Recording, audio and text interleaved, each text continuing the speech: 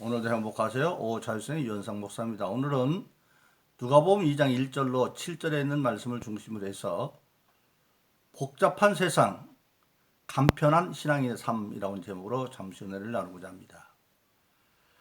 저와 여러분들, 우리 인간들이 사는 세상은 참으로 수많은 생존의 문제들이 고통의 짐으로 주어져 있는 고난의 현장입니다.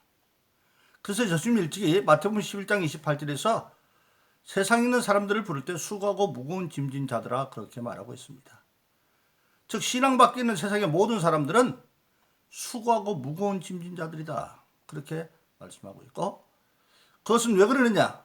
우리가 창세기 3장에 보면 아담과 이브가 선악과를 따먹고 하나님 앞에 재판을 받는데, 그때 하나님이 아담에게 말합니다. 내가 먹지 말란 선악과를 내 아내의 말을 듣고 먹었은즉 땅은 저주로보다 엉겅퀴 가시를 내고 너는 그곳에서 수고하여 먹다가 필경은 흙이니 흙으로 돌아갈 것이다. 즉 불순종으로 선악과를 따먹지 말라고 하는 하나님 말씀을 어기고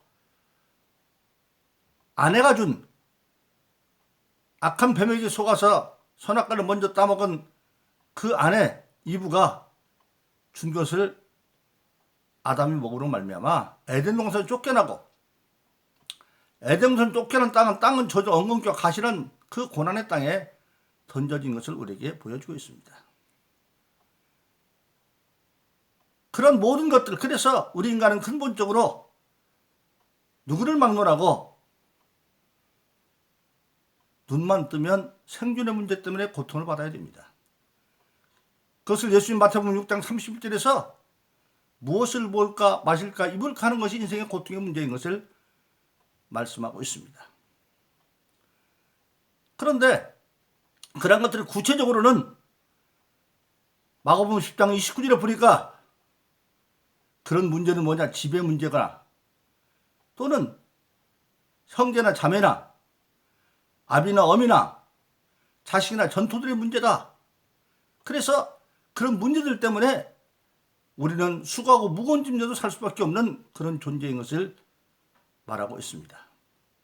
근데 예수님께서 그 해결 방법을 말씀하십니다.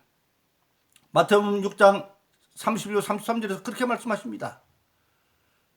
너희가 무엇을 먹을까 입을까 마실까 염려하지 말라. 그것은 다 이방인들이 구하는 것이다. 그런데 그 당시에 유대는 로마의 나라를 빼앗기고 유대 사람 가운데 10사람 가운데 8사람은 눈만 뜨면 참 가난하게 살아서 먹을 걱정이고 입을 것 걱정이고 잠잘까 걱정이에요. 그런 것도 경쟁이 어려운데 누가 염려하고 싶어서 합니까? 먹을 게 없으니까 염려하는 거고 입을 게 없으니까 염려하는 거고 어디서 살까 노숙자가 되기 때문에 염려하는 거죠. 근데 염려하지 말아라? 어떻게 보면 참 예수님도 현실감이 없는 분이다 그렇게 말할지도 모르죠. 그런데 예수님이 말씀하십니다. 그런 건 다 이방인들, 즉 하나님 밖에 있는 자를 구하는 것이고, 너희가 그런 거 구하지 않아도 너에게 있어야 할 걸 아버지가 이미 알고 있다. 하나님이 알고 있다. 너에게 그 필요한 거, 먹고 있고 마실 것이 필요한 걸 알고 있다. 근데 그것을 어떻게 해야 네가 너희들을 얻을 수가 있느냐? 염려에서 벗어날 수 있느냐? 먼저 그 나라와 그 일을 구하라. 그래야면 모든 것을 더해 준다. 먼저 하나님 나라를 구하라는 겁니다. 그거를 구체적으로 예수님은 마가복음 10장 29절 30절 다시 말합니다. 나와 복음을 위해서. 먼저 그 나라와 그는 뭐냐? 나와 복음을 위해서. 집이나 형제나 자매나 아비나 어미나 자식이나 전토를 벌인 자는 금세에서 100배로 받는다. 어떻게? 집이나 형제나 자매나 아비나 어미나 자식이나 전토를 100배로 받고 그 대신 핍박을 겸하게 받고 내세 영생을 얻지 못할 자가 없느니라. 예수님이 이제 방법을 가르쳐 준 겁니다. 그 나라와 그 일은 뭐냐? 바로 우리가 세상을 살다 보면 가장 현실적인 문제가 뭐냐면 집안의 문제고, 그리고 형제 자매의 문제고, 아버지 엄마 어머니의 문제고, 자식의 문제고, 전토 사업이나 직업의 문제인데 그런 것들을 버리라는 겁니다. 근데 버린다는 얘기는 조금 전에 말씀드린 마태복음 6장에 있는 말씀과 비교해 보면 순서를 바꾼다는, 먼저 하나님의 일이, 예수님의 복음의 일이 생겼는데 집안일이 같이 쌍립이 되어지면 순서를 바꿔서 하나님 일, 그 나라 그것부터 먼저 구하면, 즉 나와 복음의 일을 먼저 구하면 나중에 오히려 100배로 준다는 겁니다. 아비나미를 100배로 주는데 어떻게 아버지 문제가 100배로 생길 수 있어요? 그건 다른 게 아니라 나를 부모처럼 이해하고 사랑하는 사람들이 내 주변에 100배나 많아질 거고, 나에게 도움이 될 수 있는 형제자매 같은 사람이 100배나 많아질 거고, 그리고 내 자식 같은 자들이 100배나 많아질 거고, 심지어는 하는 생업도 100배나 축복을 받을 것이다. 그런데 문제는 그러기 전에 핍박을 겸하여 받는다. 그건 뭡니까? 지금 집안일하고 하나님 일이 먼저 앞섰는데 집안일 밀어버리고 하나님 못하면 저건 집안도 모르네, 부모도 모르네, 형제도 모르네, 그렇게 요거도 모를 거 아니에요. 그래도 그걸 물리치고 묵묵히 하나님을 하면 나중에 그들이 예수 믿고 깨달아 알면 그들이 다 돌아올 뿐만 아니라 그리고 100배나 더 많은 사람들이 그렇게 부모처럼 도와주고 그렇게 된다는 겁니다.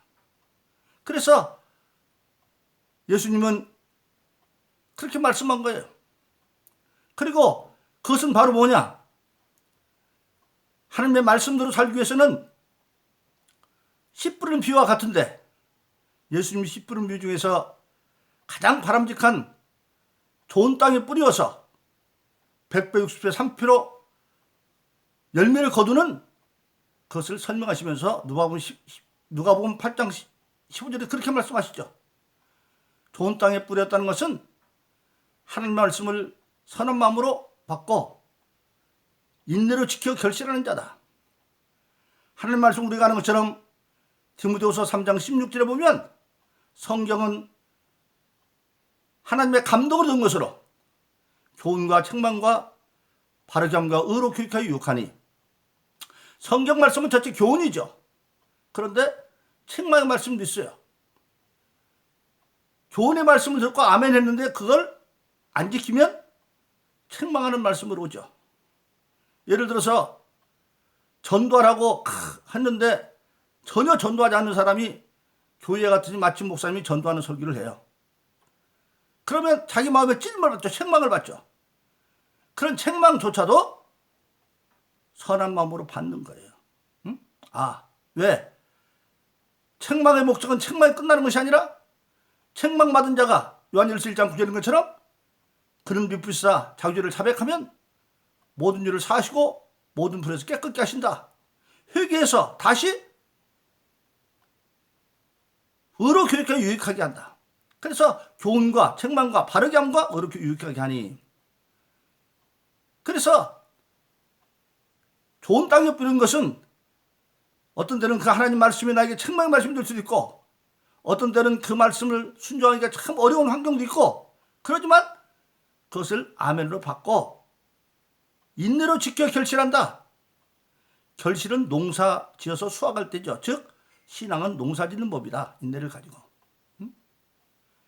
그런데 그 과정에서 어떻게 해야 되느냐, 구체적으로 어떤 자세를 해야 되느냐, 그것이 바로 디모데후서 2장 3절로 6절을 보니까 세 가지 자세를 말합니다.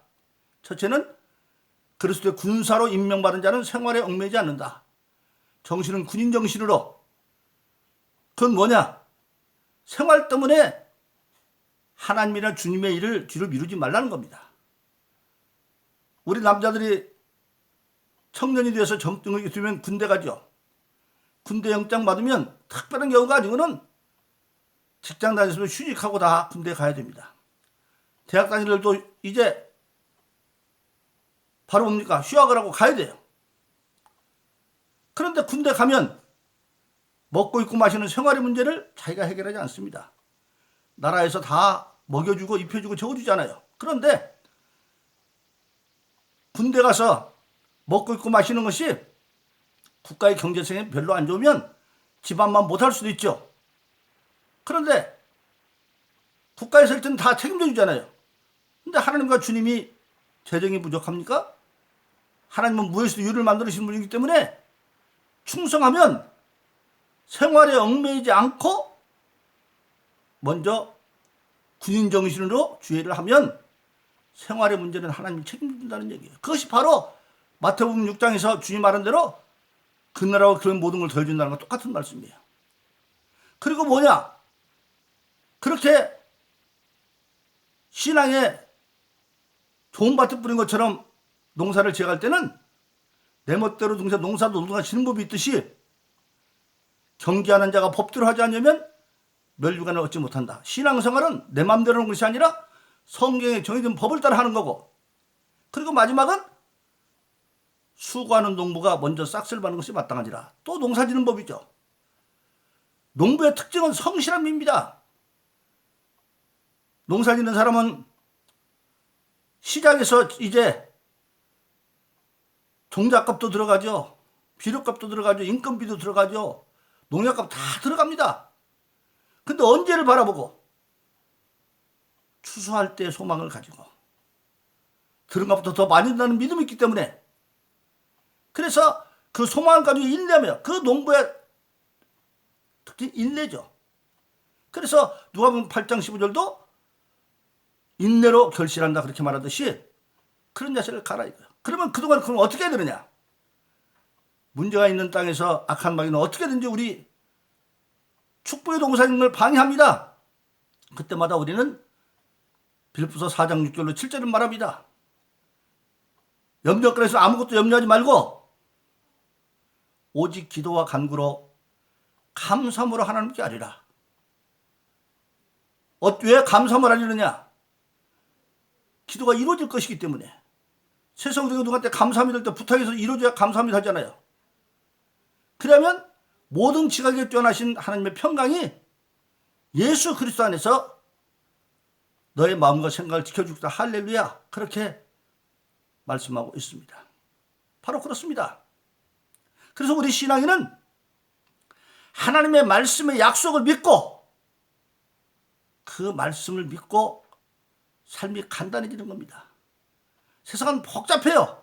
먹고 있고 마시고 복잡하지만 먼저 그 나라와 그 의를 구하면, 먼저 나와 복음을 위해서 예수님이 아비나 어비나 형제나 자매나 집이나 자매나 전투를 벌인 자는 핍박을 좀 나중에 100배를 받는다. 그 말씀을 믿고 가면 반드시 이루어진다고 하는 사실입니다. 그래서 성경은 하나님은 나는 인간이 아니기 때문에 절대 시간하지 않는다. 약속을 꼭 지킨다. 왜? 하나님은 첫째 참되신 분이기 때문에 거짓 약속은 안 해요. 또 하나님은 능력이 전능하시기 때문에 사람 같으면 약속하고도 불가능하게 살아주면 못하지만 하나님은 전능하니까 다 할 수 있어요. 그래서 민수기 13장 19절은 나는 인간에게 시건치 않는다 그렇게 말씀하셨고, 그래서 우리는 그 말씀을 믿고 하나님께 기도하며 나갈 때마다 히브리서 11장 6절에 있는 것처럼 하나님께 나가는 자는 반드시 그가 계신 것과 그가 자기를 찾는 상수를 믿어야 할지라. 할렐루야. 그러므로 저와 여러분들은 근본적으로 이 세상에 참 많은 복잡한 문제가 있지만, 먹고 입고 마시는 문제, 집안의 문제, 형제의 문제, 부모의 문제, 자식의 문제, 사업의 문제 많이 있지만, 결론적으로 주님 말씀하신 것처럼 마가복음 10장 29절 31절의 말씀처럼 나와 복음을 위해서 아비나 어미나 형제나 자매나 집이나 전투나 자식을 버린 자는 땅에서도 100배를 받고 핏발 경험 내수 영생을 줄 자가 없다. 그런데 문제는 마가복음 10장 31절은 먼저 둔 자가 나중 되고 나중 둔 자가 먼저 된다. 즉 신앙은 경쟁의 구조다. 그렇게 말하고 있는 것입니다. 그러므로 저와 여러분들은 정말 신앙생활하면서 주님 우리에게 가르치는 대로 간단하게, 세상은 복잡하지만 예수님이 마태복음 6장 33절에 말한 것처럼 무엇을 먹을까 입을까 말까 염려하지 말라. 이것은 다 이방인이 구하는 거고 너희가 구하기 전에 하나님이 있어야 할 걸 아는데 먼저 그날을 그런 모든 것을 해준다, 그렇게 말씀하고 있습니다. 그리고 성경은 근본적으로 우리 모든 인간의 결핍의 문제를 감당하기 위해서 예수님이 다 감당해 갔다는 겁니다.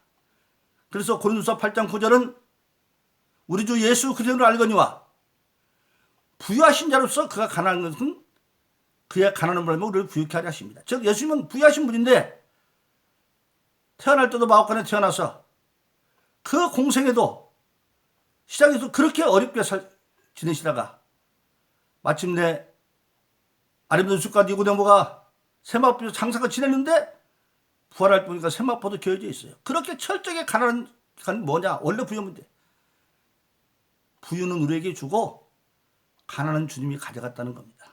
그래서 고린도서 8장 9절은 우리 주 예수 그리스도를 알거니와 부유하신 자로 그가 가난한 것은 그의 가난함을 너희를 부유케 하느니라. 할렐루야 말씀입니다. 바로 그렇습니다. 근데 그 하나님의 말씀에 그렇게 이루어진 건 뭐냐? 오늘 본문의 말씀 누가복음 2장 1절로 7절은 예수님이 베들레헴에 태어난 기사입니다. 그런데 예수님의 모친 마리아가 잉태되어 출산일에 가까울 때 그들은 어디에 있었냐면 베들레헴 사람이 아니에요. 거기서부터 북쪽으로 140km 떨어진 나사렛에 살고 있었는데 하나님께서 그 700여 년 전에 예수님 탄생의 700여 년 전에 이스라엘 12 소선지자가 된 미가를 통해서 처녀가 잉태해서 어디서 낳느냐? 베들레헴에서 난다고 그랬어요. 왜 베들레헴에 낳느냐? 베들레헴 뜻이 떡집이에요. 그런데 요한복음 6장에서 예수님께서 내가 생명의 떡이다 그랬어요. 생명의 떡이니까 떡집에 나와야 되죠. 그 미리 다 안배가 되어 있어요. 그런데 그때 만삭이 되어 있는데 거기서 140km 돼서 베들레헴까지 올 이유가 없죠. 그래서 하나님은 로마 황제를 움직여가지고 호정령을 내리는 겁니다. 로마는 식민지가 많은데 그 식민 백성들의 오늘 말하면 주민세 인두세를 받기 위해서 사람 숫자를 파악해야 되는데 정확히 파악하기 위해서 그 인두세를 할 때는 전부 본적지에 가서 호적을 하도록 만들었는데 바로 예수님의 양부인 요셉이 고향이 베들레헴이고 또한 마리아도 베들레헴이어서 황제님이 떨어져 안 움직일 수가 없잖아요. 그래서 그 만생몸을 이끌고 무려 145km를 남쪽으로 내려가서 베들레헴에 이르러서 거기서 예수님을 낳는 겁니다. 하나님은 그렇게 때가 되려니까 로마 황제까지 움직여서